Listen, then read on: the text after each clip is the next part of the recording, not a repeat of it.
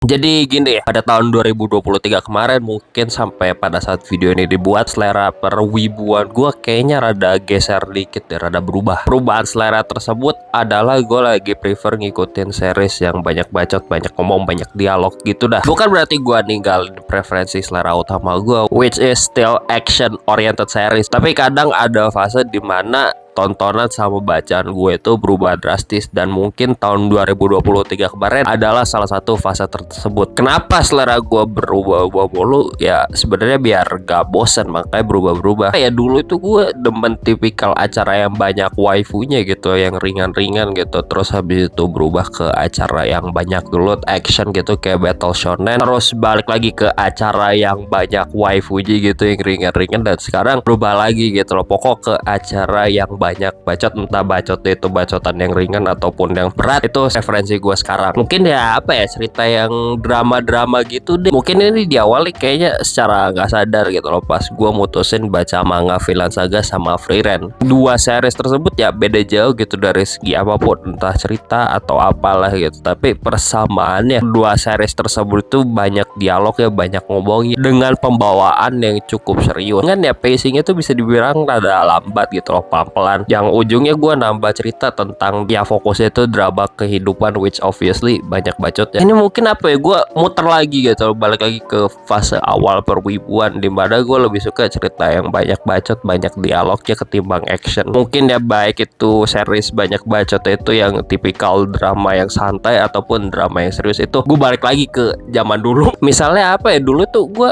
demen banget tonton Skate Dance di Animax, atau ya gue baca manga Bakuman ya gitu, ceritanya tentang drama kehidupan dua mangaka ngebikin komik. Gue tuh suka banget sama tipikal cerita yang kayak gitu, yang banyak dialognya, nyeritain sesuatu, nyeritain drama dan lain-lainnya gitu loh. Pembawaannya kadang serius, kadang juga ringan. Serunya buat ngikutin cerita yang banyak dialog itu ya obviously gue nyimak dialog ya. Seru ngeliat bacotan antar karakter itu, ngeliat karakter adu argumen, bacot, ataupun cuman dialog simple, itu seru-seru aja. Entah itu mau series komedi ataupun series yang penuh dramanya, ya serunya emang di omongan karakternya gitu, di bacotannya. Entah itu dialog dua arah gitu antar karakter, ataupun apa sih itu dialog satu arah yang kayak ngomong diri sendiri tuh, istilahnya monolog gitu. Itu seru buat diikutin. Bahkan saat ini ya mungkin deh gue tambah suka Chainsaw Man Part 2 dibandingkan Chainsaw Man Part 1, karena Chainsaw Man Part 2 build up itu gue ngerasa lebih banyak bacot ya, lebih dialog oriented, dan ini bisa dibilang balik ke gaya penulisan cerita ala Tatsuki Fujimoto yang sesungguhnya. Soalnya part 1 Chainsaw Man itu penulisannya menyesuaikan sama tempat terbitnya, yaitu Weekly Shonen Jump. Nah di part 2 pas pindah ke Jump Plus, ya udah itu berubah gaya penulisannya. Lu pada kalau misalnya fans Chainsaw Man gitu loh, pas ngikutin per minggu terus kaget part 2 kenapa gaya penulisan beda banget sama part 1 gitu. Saran gue sih coba baca gitu loh garapan-garapan Tatsuki Fujimoto sebelumnya, dan lu bandingin, dan emang gaya penulisan Chainsaw Man Part 2 ini bener-bener gaya penulisan Tatsuki Fujimoto yang sesungguhnya dibandingkan sama Chainsaw Man Part 1. Dan ya gue prefer gaya penulisannya dia di Chainsaw Man Part 2 yang apa tuh ceritanya banyak bacot, banyak dialognya dengan pendekatan ala apa tuh kalau nggak salah show don't tell-nya juga. Coba percaya sama gue, pokoknya lu bandingin sama karya Tatsuki Fujimoto yang sebelum-sebelumnya. Lainnya yang ngebikin gue suka sama series yang banyak dialognya itu ya bisa dibilang nuntut gue buat sangat fokus memperhatikan dialog yang ada di dalam cerita. Misalnya kalau cerita tersebut ada cerita misteri, gue beneran harus fokus memperhatikan dialognya. Barangkali ada dialog yang merupakan foreshadowing dari suatu kejadian, atau ya mungkin itu clue tertentu, dan hal tersebut ngebikin gue tambah tertarik buat nyimak ceritanya. Misalnya itu ada Monogatari series. Itu Monogatari series itu series yang isinya full bacot dari awal sampai akhir, depannya doang tuh apa tuh fanservice bejat, waifu dan lain-lain. Dalamnya mah beneran ngebikin lu mikir keras sumpah. Belum lagi tuh ya di dalam Monogatari series, selain plot yang gua rasa cukup serius, ada jokes atau dialog yang cuma bisa lu pahamin kalau lu ngerti bahasa Jepang. Dan gue pas nonton Monogatari series itu sambil buka Google buat pahamin arti dialognya itu apa. Dan selain itu, hal yang gua rasa sangat unik dari series Monogatari dengan dialog yang sangat berat itu gak ngebikin gue bosan sama sekali sumpah pas gue nonton. Meskipun ada episode dimana cuman ada dua karakter full ngebacot selama setengah jam di satu tempat yang sama, itu keren banget. Gue gak ngerasa bosan sama sekali, padahal cuma ngeliatin dua orang adu bacot doang, adu argumen gitu loh. Dan bacot tadi tuh ngebikin gue invested ke ceritanya banget. Dan sebenarnya buat gue pribadi sebagai orang yang nonton apapun sembarang kalir gitu ya, sebenarnya ceritanya banyak dialog ini gue nggak rasa nggak ada minus ya apapun itu sih, karena gue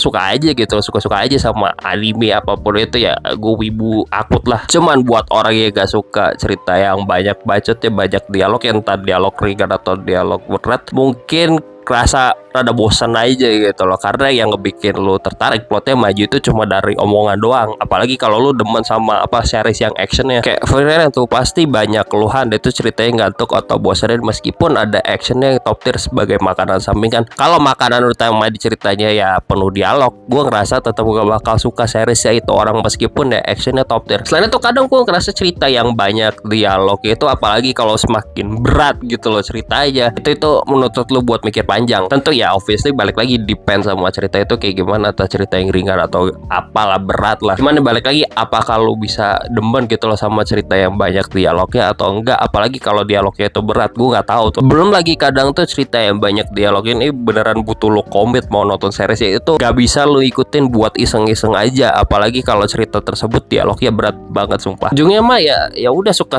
lu pada sih mau nonton apaan gitu, tapi saran gue buat lu pada yang cuma suka cerita action oriented dan minim dialog yang ngebikin lu pikir keras atau apa ya, coba aja gitu loh ikutin series yang banyak bacot banyak dialognya. Kalau lagi bosan sama series yang banyak actionnya, mungkin ya dimulai aja tuh dari cerita yang dialog oriented banyak drama, tapi dramanya yang ringan-ringan gitu loh, sebelum akhirnya lu menuju cerita dengan dialog yang berat dan ngebikin lu mikir keras. Gak ada salahnya buat keluar zona nyaman gitu, lu nyoba tontonan lain yang keluar dari tipikal hal yang biasa lu tonton ataupun lu baca gitu. Barangkali nemu waifu, nemu husbando, gue nggak tahu dah. Yang penting jangan bosan explore tontonan perwibuan, gue nggak tahu gitu aja. Bye.